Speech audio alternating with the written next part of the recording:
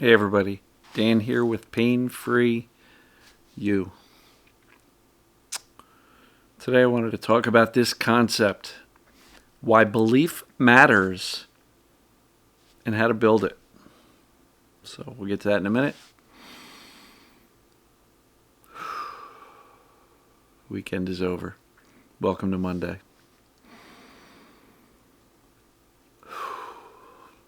By the time you watch this video, I'm just about to hit 50,000 subscribers on YouTube. For every one of you, I wanted to thank you. You inspire me every day. Your questions fuel my video topics, and really honored that so many of you folks follow me. So thank you, thank you, thank you.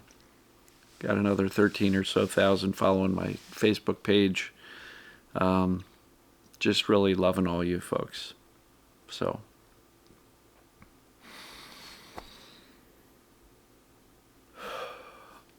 why belief matters and how to build it. So, a couple points. Belief in what? What am I talking about? Well, first of all, belief that you're dealing with a mind-body, brain-created set of symptoms, whether it be pains, digestive, headaches, migraines, vertigo, POTS, fast heart rates, palpitations, anxieties, whatever. The belief that you're dealing with a mind, brain-created set of symptoms is huge, right? Because if you think you're sick, if you think every sensation you feel, if you think you're missing some critical diagnosis from the medical community, I talk to people all the time. And every time they have a new symptom, they go into a complete panic. They go into complete research mode. They feel like they need more testing. And they're worried that they're missing something that's going to lead to their death, cancer, you name it. And I get it. It's a scary place to be, being a human, living, being afraid of death. But I will tell you this, for the people who are so consumed with that fear, so afraid that something's going to sneak up on you and take you out, you're not living. You're not living. You're not enjoying your life. You're not doing anything other than worrying about some possible thing, imaginary thing, that you have no evidence is happening now. So are you willing to trade your current life, because all you have is right now, this very moment, are you willing to trade now for some imaginary horror movie in your head of you being massively sick and passing away? Look, the protocol here, the recommendation, rule out the life-threatening. Seriously, go to your doctor. Hey, doc, I want to make sure I'm not dying. Can you rule out anything that's life-threatening? Okay. Cancer, tumors, infections, things like that. Main infections, like big ones, because there are some infections that are claimed infections that really little proof on. So, belief. If you believe you're sick and dying, it's very likely that your brain is going to create symptoms that oftentimes mimic whatever you're afraid of. If you believe you've got arthritis, for example, and the arthritis is causing your pain, your brain is going to create pain in your joints as if your arthritis is the problem. If you think you've got a bad sacrum joint or neck instability, you're going to have dizziness, you're going to have headaches, you're going to have a number of things. If you believe you're broken, your brain will create symptoms as if that's true, because your brain's job is to warn you against I was fighting that one. Your brain's job is to warn you against perceived danger. So if the brain thinks you're sick, it's going to create sick symptoms. If your brain thinks food is bad for you, that you react to it, every time you eat it, your brain's going to create the symptoms. Gastric distress, pain, bloating, all that stuff. Now, that doesn't say that the changes in our gut do not happen. They do. But that's the result of a brain perceiving danger. Digestion is suppressed. Going all over the place here. Belief. Let's get on track. Belief. Why does it matter? Because if you think you're sick, your brain's going to act as if that's true, whether you've truly got something wrong with you or not. You got to believe that the brain is controlling everything, because it does. Without the brain, nothing happens in the body. All symptoms, all sensations, brain created. I think your brain's working perfectly. It's just operating on fear and misinformation. Our job, rule out the life-threatening. Get that off the table. Then rule in this mind-body concept. Do the FIT assessment. I'm liking that way more than the pain test. Because people say, I took the pain test. Everything's about pain. I don't have pain. Good. There's 2 assessments. The FIT assessment. Take that. It's all about symptoms, any type. isthispdp.com. Go there. isthispdp.com. Do the assessments. Get certain. But look, folks, once you know that the brain is creating symptoms,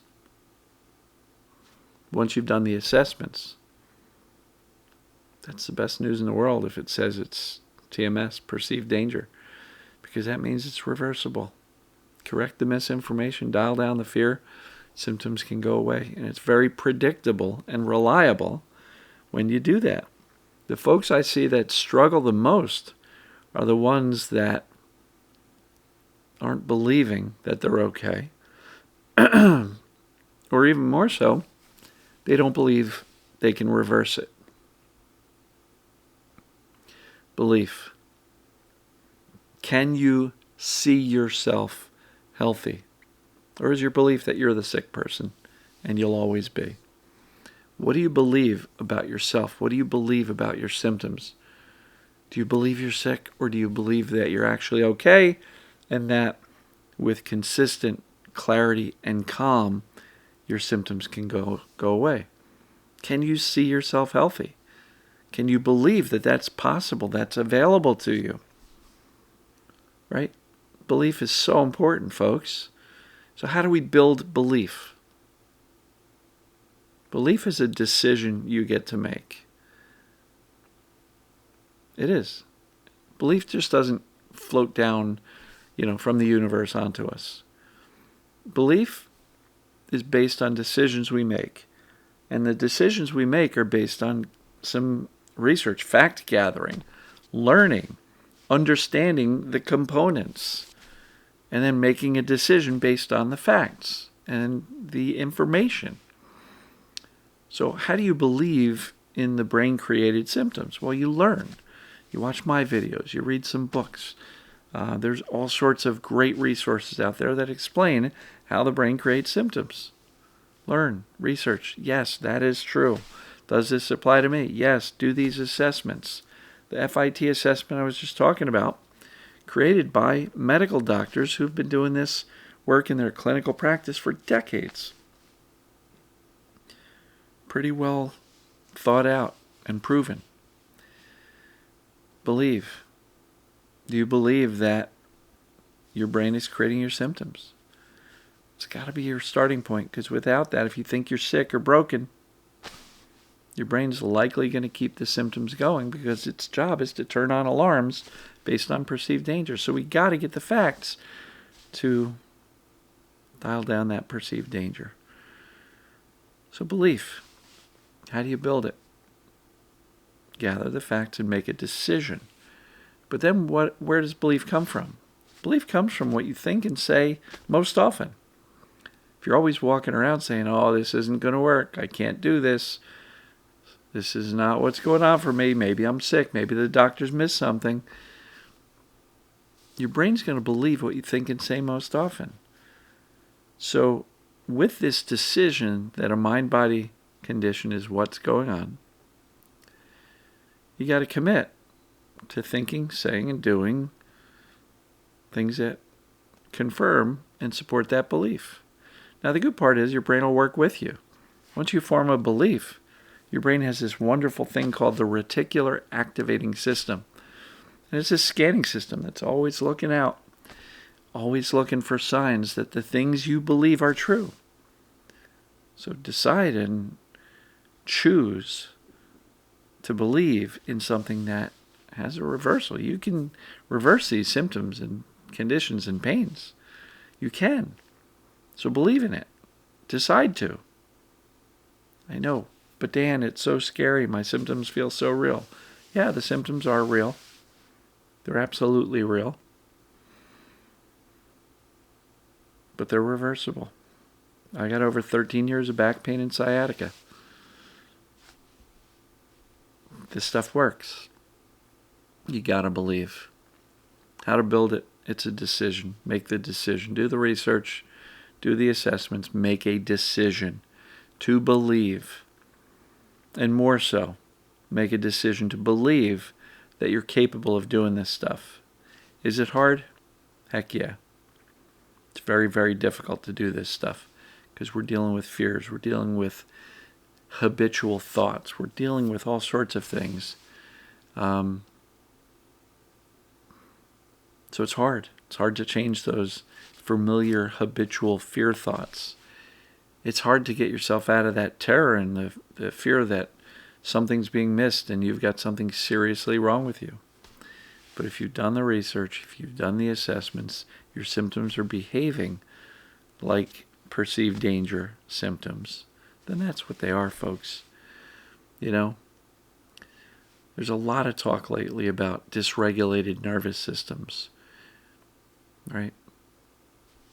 When you believe that you can be well and make that your dominant thought and your dominant focus and almost visualize yourself, what would I look like? What would I do if I were healthy? Guess what happens to that nervous system that's feeling a little bit out of whack? It starts to settle down.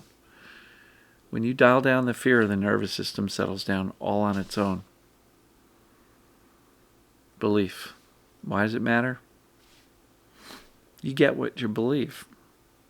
If you think you're sick, you're going to feel sick. If you think you're okay, you're going to feel more okay. But it all starts up here. Thinking, beliefs, emotions, optimism, courage, bravery. I can do this. Joy, purpose, meaning. Right? It all starts in the head. So belief, why is it important? Because you get what you believe. Choose your beliefs wisely. Choose to believe that you can and will get better. You can do this, folks. You will do this. I'm here to cheer you on. So, a little bit of a rambling video. It's late at night and a little bit tired. So, forgive the rambles. Hopefully you got something out of it. And as usual, we'll see you tomorrow. Take care.